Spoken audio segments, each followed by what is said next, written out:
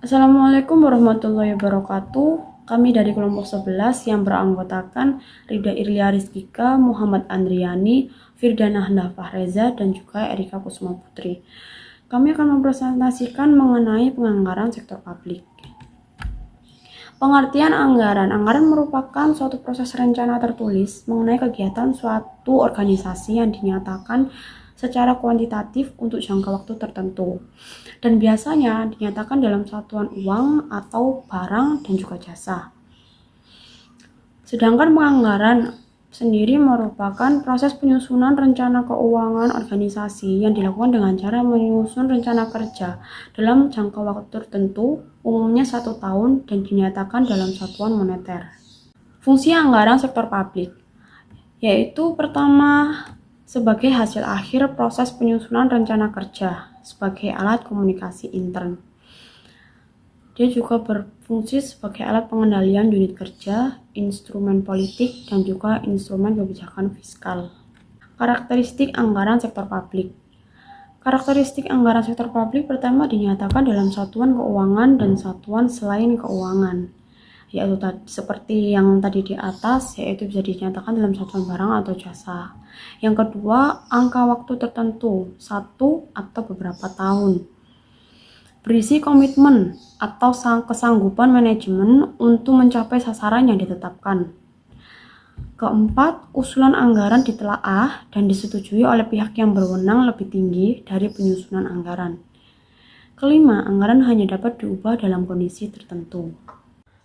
Proses penyusunan anggaran sektor publik. 1. Tahap persiapan anggaran. Pada tahap persiapan anggaran dilakukan taksiran pengeluaran atas dasar taksiran pendapatan yang tersedia. 2. Tahap ratifikasi. 3. Tahap implementasi atau pelaksanaan anggaran. Dalam tahap ini yang paling penting yang harus diperhatikan oleh manajer keuangan publik adalah dimilikinya sistem informasi akuntansi dan sistem pengendalian manajemen.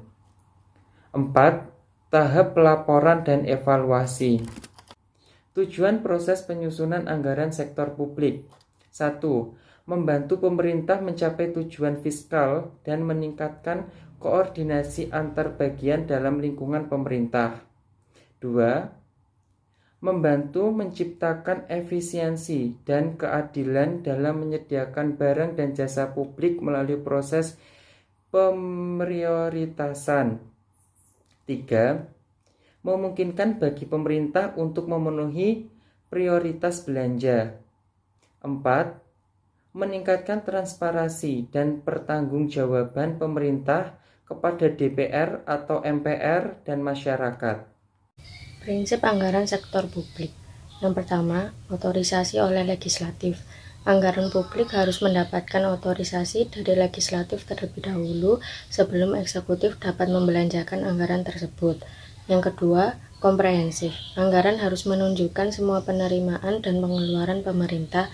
Oleh karena itu, adanya dana non-budgetir pada dasarnya menyalahi prinsip anggaran yang bersifat komprehensif.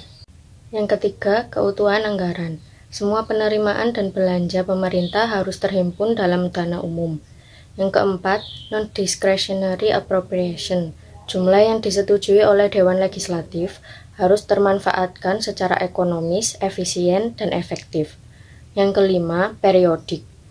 Anggaran merupakan sesuatu proses yang periodik, bisa bersifat tahunan maupun multi-tahunan.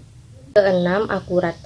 Estimasi anggaran hendaknya tidak memasukkan cadangan yang tersembunyi, yang dapat dijadikan sebagai kantong-kantong pemborosan dan inefisiensi anggaran serta dapat mengakibatkan munculnya underestimate pendapatan dan overestimate pengeluaran. Yang ketujuh, jelas. Anggaran hendaknya sederhana, dapat difahami masyarakat, dan tidak membingungkan. Yang kedelapan, diketahui publik. Anggaran harus diinformasikan kepada masyarakat luas. Selanjutnya adalah jenis anggaran sektor publik, di mana jenis anggaran sektor publik ini terbagi menjadi 2, yaitu anggaran operasional atau operation recurrent budget dan anggaran modal atau investasi yang disebut capital investment budget, di mana anggaran operasional digunakan untuk merencanakan kebutuhan sehari-hari dalam menjalankan pemerintahan. Kemudian yang kedua adalah anggaran modal, di mana anggaran modal ini menunjukkan rencana jangka panjang dan pembelanjaan atas aktiva tetap seperti gedung, peralatan, kendaraan, perabot, dan lain sebagainya. Kemudian yang selanjutnya adalah pendekatan dalam penganggaran sektor publik, di mana pendekatan dalam penganggaran sektor publik ini terbagi menjadi dua, yaitu anggaran tradisional dan pendekatan New Public Management. Anggaran tradisional merupakan pendekatan yang banyak digunakan di negara berkembang. Berikut ciri utama dalam pendekatan ini, antara lain, cara penyusunan anggaran didasarkan atas pendekatan incrementalism. Kemudian yang kedua, struktur dan susunan anggaran bersifat line item. Dan yang ketiga adalah pendekatan ini cenderung sentralis, bersifat spesifikasi, tahunan, dan menggunakan prinsip anggaran bruto. Kemudian untuk pendekatan New Public Management sendiri, ini berfokus pada manajemen sektor publik yang berorientasi pada kinerja, bukan pada kebijakan. Penggunaan paradigma New Public Management tersebut menimbulkan beberapa konsekuensi bagi pemerintah. Di antaranya adalah tuntutan untuk melakukan efisiensi, pemangkasan biaya, dan kompetensi tender. Sekian dan terima kasih presentasi dari kelompok kami.